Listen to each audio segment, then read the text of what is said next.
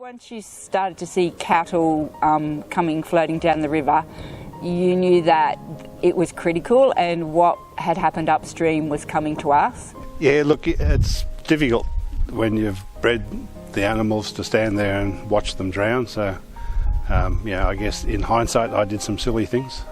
I jumped in what was now the river running through my place to get behind them, to turn them around and swim them back towards the place. But look, when they're all got names, that's what you do.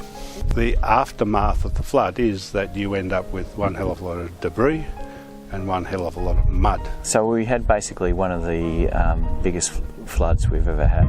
Well, the biggest flood we've had in my lifetime.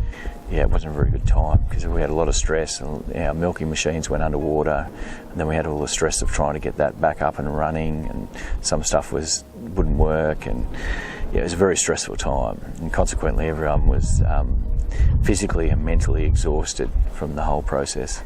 Taree's a very resilient community, always has been. I mean, they've had floods before, but what we've seen now is rolling disasters, and they've had drought, they've had fire, they've had floods, and they've all been major disasters, and there's been no break between them for the farmers like they normally have been in the past. So there's a lot of pain, there's a lot of uncertainty, there's a lot of rebuilding. I think we're all feeling quite tired because every day there's a new challenge to do. We have 20 volunteers here for a week.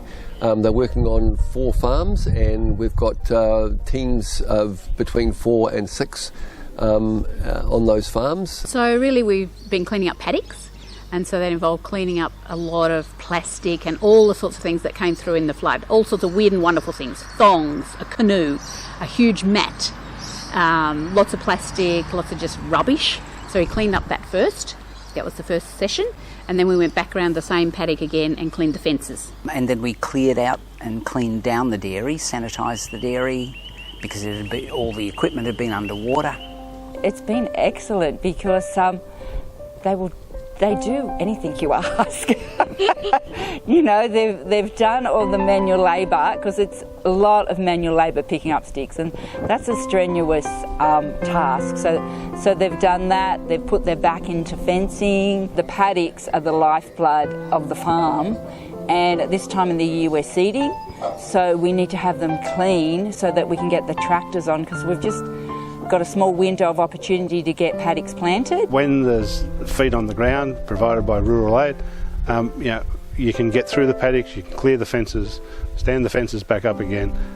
It has got me to doing that task literally months in advance of what I would have been doing it alone. Lucky we've got Rural Aid here to help us for a week to help clean some of that up, because it's just the guys have made massive piles of rubbish from the flood. All of the Rural Aid people are tremendous attitude, tremendous help. Nothing's any problem. Whatever you want done, they'll do it. And I'm very, very grateful.